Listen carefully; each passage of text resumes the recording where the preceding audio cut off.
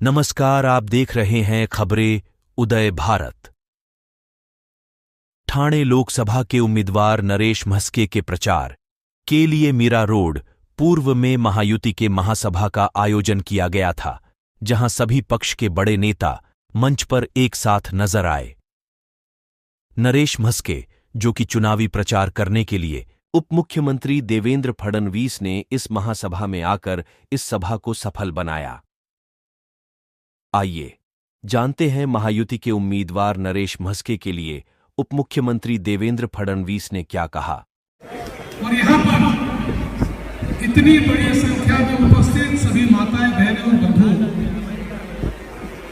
आज मुझे बहुत खुशी है कि मीरा भाईंदर में हम सभी लोग लोकसभा के चुनाव में हमारे उम्मीदवार नरेश म्हस्के जी को आशीर्वाद देने के लिए यहां पर एकत्रित आए हैं।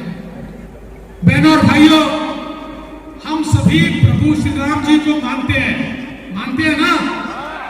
बोलो जय श्री राम, जय श्री राम।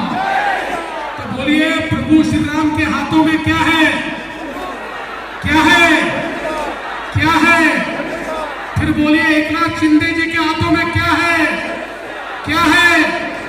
क्या है? नरेश म्हस्के जी के हाथों में क्या है? क्या है? क्या है? इस मतदार संघ में मोदी जी के हाथों में क्या है? क्या है? क्या है? धनुष्यबाण। तो बहनों और भाइयों, फिर आपको और कुछ बताने की आवश्यकता ही नहीं है। हमको आने वाले 20 तारीख को धनुष्यबाण का बटन दबाकर हमारे नरेश म्हस्के जी को दिल्ली में संसद में भेजना है। ये चुनाव मामूली चुनाव नहीं है। ये चुनाव महानगर पालिका का, विधानसभा का चुनाव नहीं है। ये चुनाव भारत का चुनाव है। देश का नेता चुनना है। देश किसके हाथों में महफूज होगा, देश को कौन विकास की ओर ले जा पाएगा, देश के आम आदमी का सपना कौन पूरा कर सकता है, इसका निर्णय करने वाला ये चुनाव है। इसलिए मैं आपसे ये निवेदन करने के लिए आया हूं कि इस चुनाव को बहुत गंभीरता से हमें देखना होगा। आज अवस्था क्या है? महाभारत का युद्ध सज चुका है। जैसे महाभारत में एक और पांडवों की सेना थी, पांडवों के साथ कई राजा थे, दूसरी ओर कौरवों की सेना थी, कौरवों के साथ भी बहुत बड़े पैमाने पर राजे थे, रजवाड़े थे और युद्ध सजा था। वैसा ही भारत का युद्ध सजा है।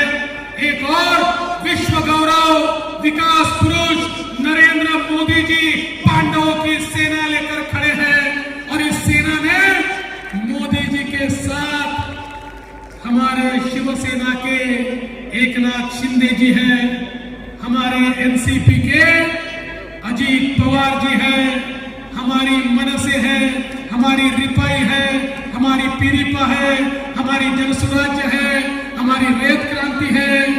ये सब मिलकर पांडवों की सेना तैयार हुई है। और कौरवों की सेना में कौन है? राहुल गांधी है।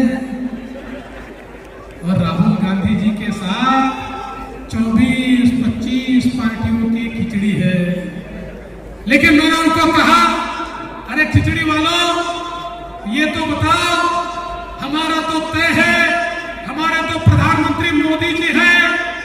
आपका प्रधानमंत्री का उम्मीदवार कौन है? कोई बोलने को ही तैयार नहीं है।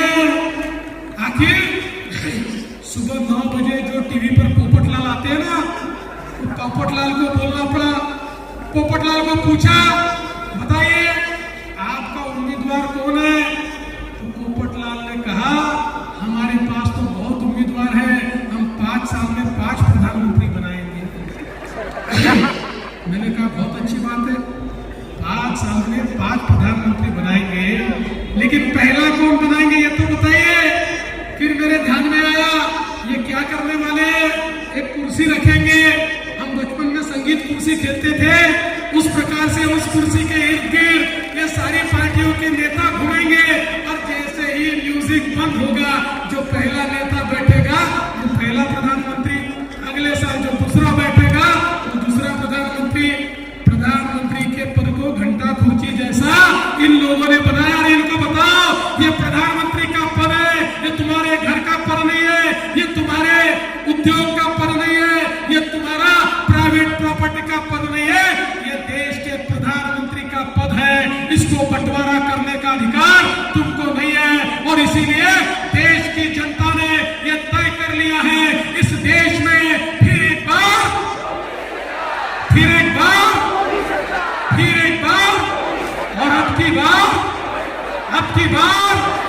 400 पार। और इस 400 पार में थाने से हमारे नरेश भस्के जी भी होंगे, ये मीरा भाईंदर वालों ने तय करके रखा है।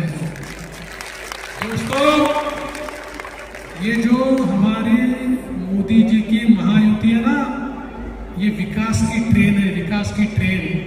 अभी अपने यहाँ मोदी जी के आशीर्वाद से मेट्रो आने वाली है, ऐसी हमारी ये विकास की ट्रेन है। हमारे विकास की ट्रेन को मोदी जी का इंजन लगा है, मजबूत इंजन है। अलग अलग पार्टियों की बोगियां, डब्बे लगे हुए हैं और इन डब्बों में सभी के लिए बैठने की जगह है। दीन, दलित, गरीब,